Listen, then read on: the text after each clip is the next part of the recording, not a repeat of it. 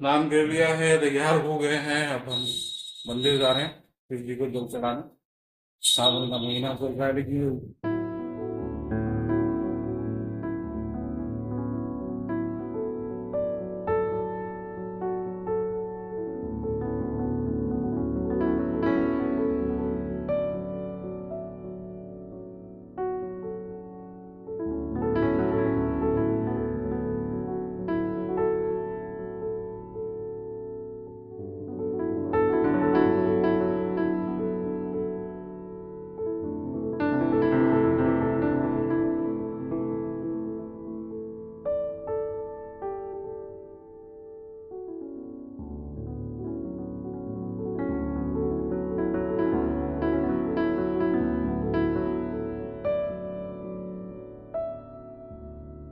पुजारी जी हैं यहाँ के।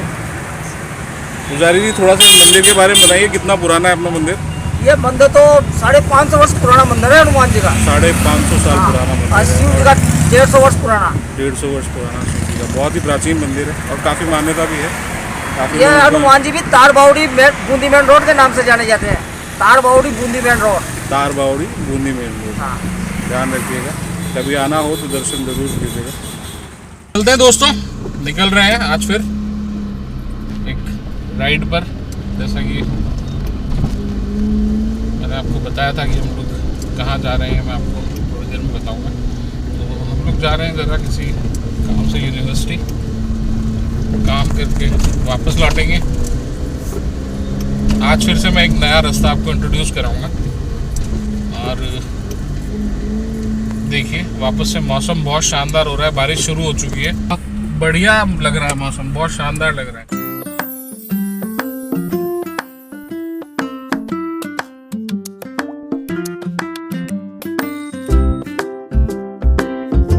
पेट्रोल डलवा लिया है, अब हम लोग निकल रहे हैं। और ये देखिए सामने रास्ता, सामने एक और बिल्डिंग है, रिद्धिराज टावर। साइड में इधर रिलायंस स्मार्ट है, मिस्टर DIY है। ये रोड जो है वो थर्मल रोड कहलाती है, थर्मल पावर स्टेशन। जैसा मैंने आपको बताया था, कोटा में काफ़ी सारे पावर स्टेशन है। Thermal power, Kota thermal power station KTPS यहाँ पे है, जहाँ पर कोयले से बिजली बनाई जाती है। उसका प्लांट और उसकी कॉलोनी इसी रोड पर है, इसलिए इसको थर्मल रोड कहते हैं।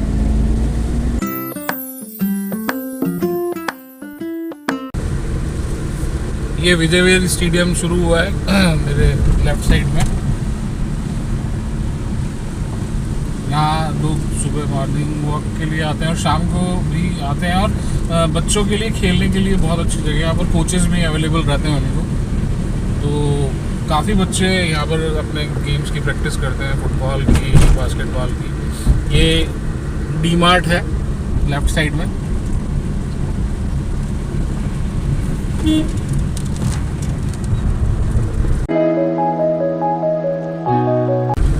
अगर हम बिल्कुल सीधे जाएंगे तो हम उदयपुर वाला रोड हमको मिलेगा। उदयपुर के लिए हम यहाँ से बिल्कुल सीधे जा सकते हैं। और इसी सीधे रोड पे आगे जाके हमको थर्मल प्लांट की जो पावर प्लांट जो है वो भी दिखता है। ये देखिए एक और खूबसूरत चौराहे पर ये जो ब्लैक कलर आपको दिख रहा है, ये एक स्क्रीन है। रात को यहाँ पे कोटा के जो साइट सीइंग है वो इस पर डिस्प्ले होती है।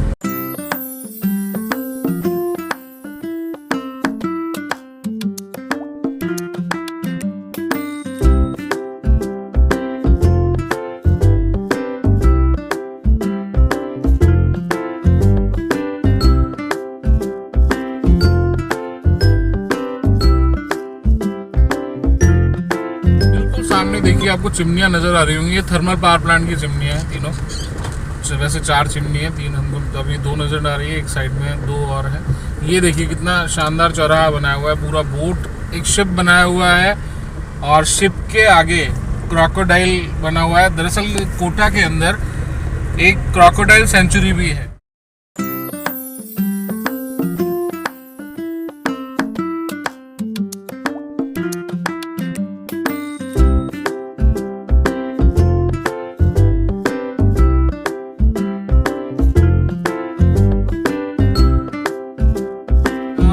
राइट साइड में देखिएगा, ये गढ़ पैलेस जो हुआ करता है कोटा का, ये गढ़ पैलेस है।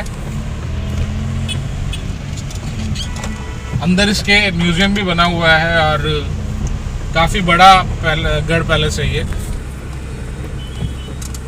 राइट साइड में आपको दशहरा मैदान का एंट्रेंस नज़र आएगा। दशहरा मैदान है ये, यहाँ पे दशहरा पे मेला भरता है। कोटा का दशहरा मेला बहुत ही फेमस है और जहाँ तक मुझे नॉलेज में है, मैसूर के बाद में दूसरा जो बड़ा दशहरा फेस्टिवल होता है वो कोटा में ही होता है और ये मेला दिवाली तक चलता है।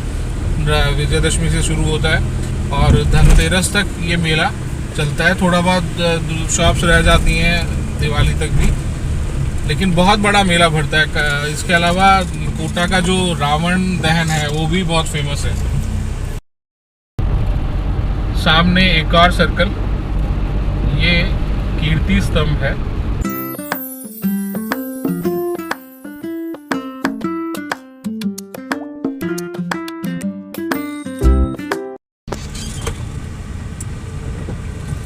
ये घटोत्कच सर्कल है, बहुत ही सुंदर कलाकृति है।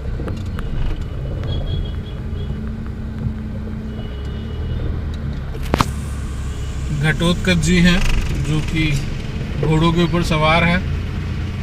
देखिए आप कितने सुंदर वो बनाए हुए हैं घोड़े और रथ वगैरह। गरुड़ जी भी हैं इसमें।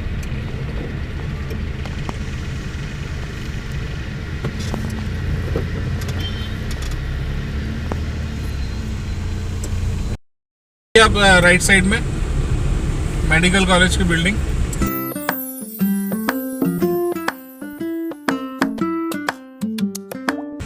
राजकीय आयुर्विज्ञान महाविद्यालय कोटा।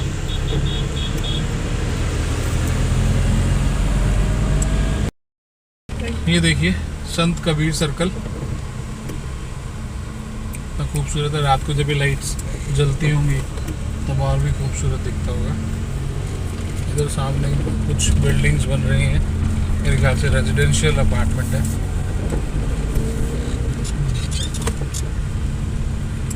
देखिए कबीर सर्कल पे कबीर जी के दोहे लिखे हुए हैं। यूनिवर्सिटी कोटा में हम लोग एंट्री कर रहे हैं। सामने देखिए विवेकानंद जी की खूबसूरत मूर्ति। जागो उठो और लक्ष्य की प्राप्ति तक मत रुको, ये कहा है स्वामी विवेकानंद जी। दोनों तरफ हरियाली, बहुत ही शानदार हरियाली। देखिए आप कितना बढ़िया लग रहा है, बारिश का मौसम और इतने बढ़िया पेड़, एकदम ग्रीन, एकदम हरे है, बिल्कुल दिल गार्डन हो गया। ये है सामने किशोर सागर तालाब। मैं आपको एक बार शीशा नीचे करके दिखा देता हूँ।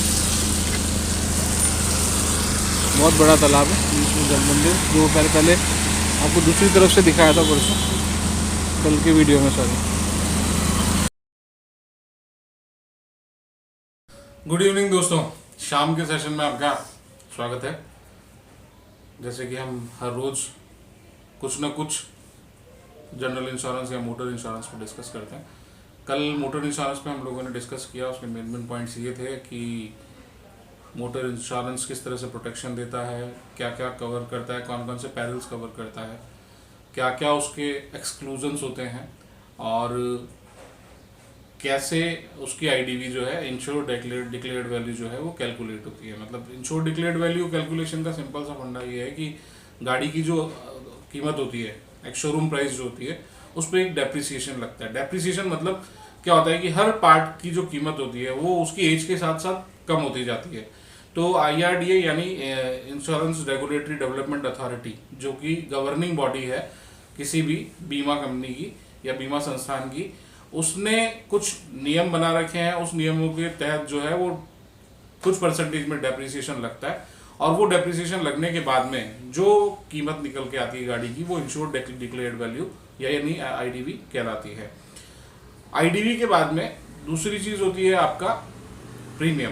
प्रीमियम जैसा कि मैंने बताया था कि आप जब इंश्योरेंस यानी आपका जो भी बीमा है वो लेते हैं तो उसके लिए आपको एक कीमत अदा करनी पड़ती है। जो भी इंश्योरेंस देने वाली कंपनी है उसको वो एक कीमत अदा करनी पड़ती है। आप दोनों के मतलब इंश्योरेंस लेने वाले के बीच में और इंश्योरेंस देने वाले के बीच में कॉन्ट्रैक्ट होता है। उस कॉन्ट्रैक्ट की एक कीमत होती है कि भाई जैसे जब भी कोई दुर्घटना होगी उसमें जो भी क्षति होगी, जो भी नुकसान होगा, उस नुकसान की भरपाई ये जो है वो बीमा कंपनी करेगी।